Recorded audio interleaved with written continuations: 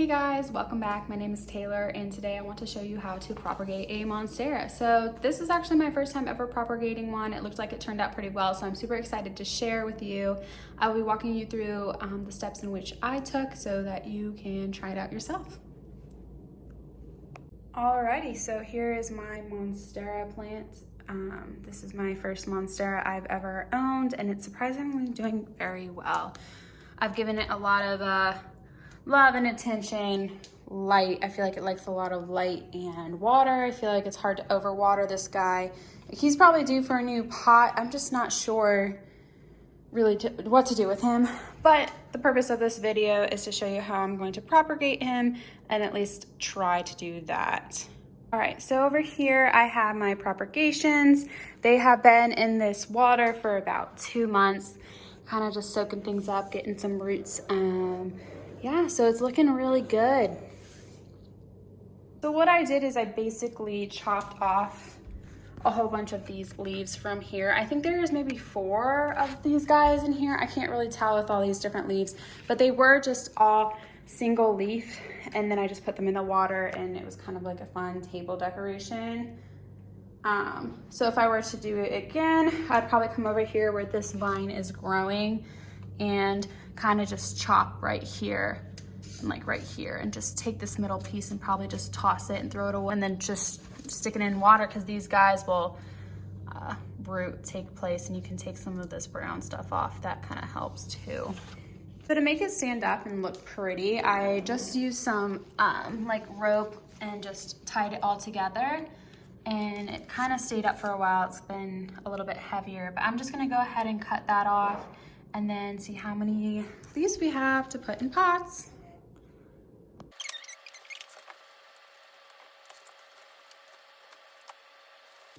I'm just gonna try to separate them. They're kind of like all been together for so long. They're really woven in together, but we'll see.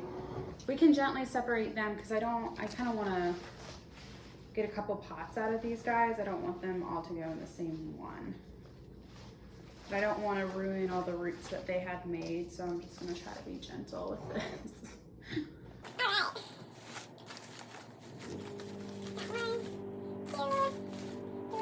Okay, this one's my favorite because it has all the roots, but also has 2 little leaves. Like this was new, this wasn't originally here, and then this shoot is having this baby leaf, which is new as well, and it's super cute.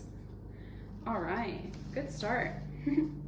So we got the whole line up here. They all have a decent amount of roots. You can see where I had originally chopped them and then had put them in the water.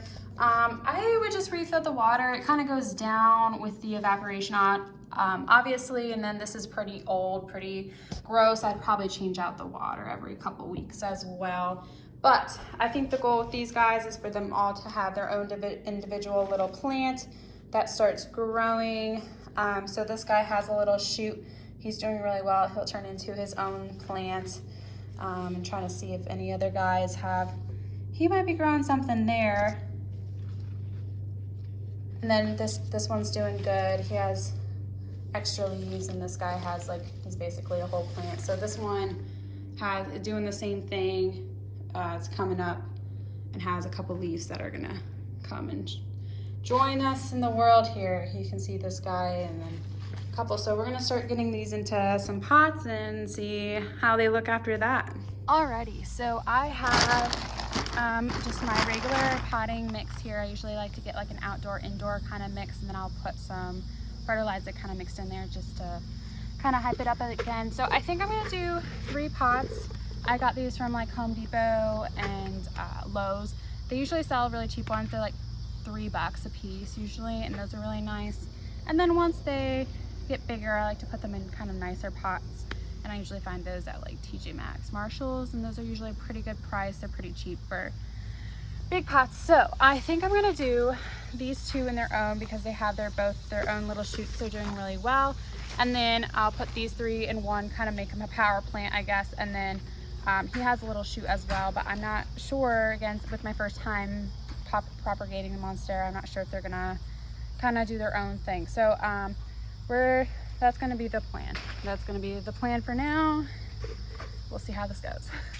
let's start potting. All right, so I am doing this outside because I don't want to anger my landlord. My landlord's my dad.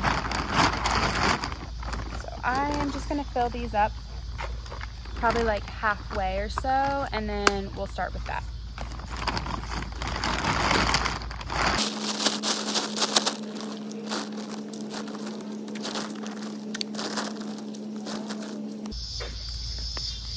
I often find when I'm doing this, I always have to go back and add more soil. So I kind of like to just put a little bit in there and see how we go. I don't know if I'm going to do this brown pot or this blue one. I'm going to have my mom be taking care of these things, so I don't know if she's going to like the blue in her house.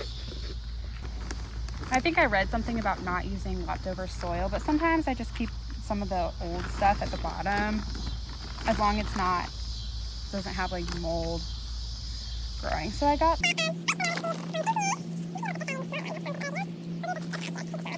so I have my pot halfway filled up, and then I'm just going to put soil on top of that, and I want to put this guy kind of in the middle.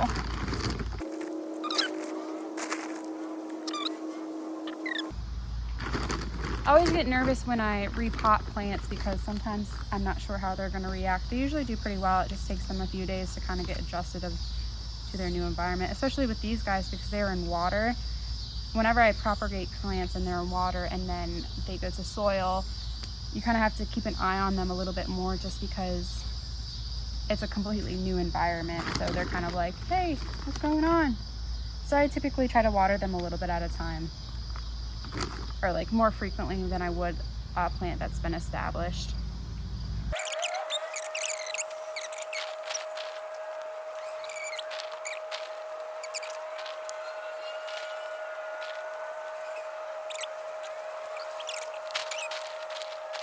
Cool, and then I'm gonna give you a better view of this last one so you can kind of see from a top view what's going on. All right, so we got our pot halfway filled up. The dry soil, and then this guy is the one I'm most excited for. I might even take him with me.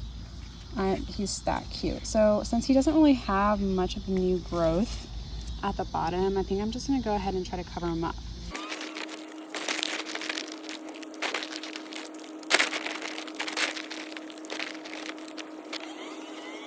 All right, so he's almost covered up. I'm just gonna go ahead and fill this soil all the way up here. Alrighty, I'm not gonna lie, I think these guys look pretty awesome. They're still pretty wobbly. I'm just gonna go ahead and sprinkle some of this Osmocote Plus outdoor and indoor like fertilizer. Just give it some extra nutrition. Some extra nutrients. I kind of just sprinkle it all in there because I feel like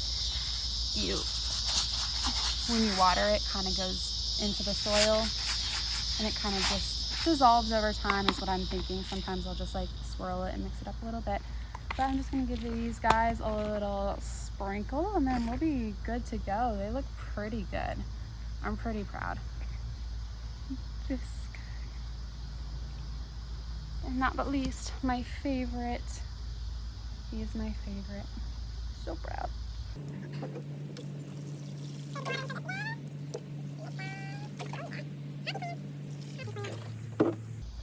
So that's pretty much it. I'm just gonna let these guys sit in the sun or kind of by the window and hope they do well, but that's pretty much it. I hope you learned how to propagate a Monstera plant today. They are too cute. I am so proud. Oh my gosh. They're gonna grow up to be such beautiful Monstera parents someday because these babies are cute.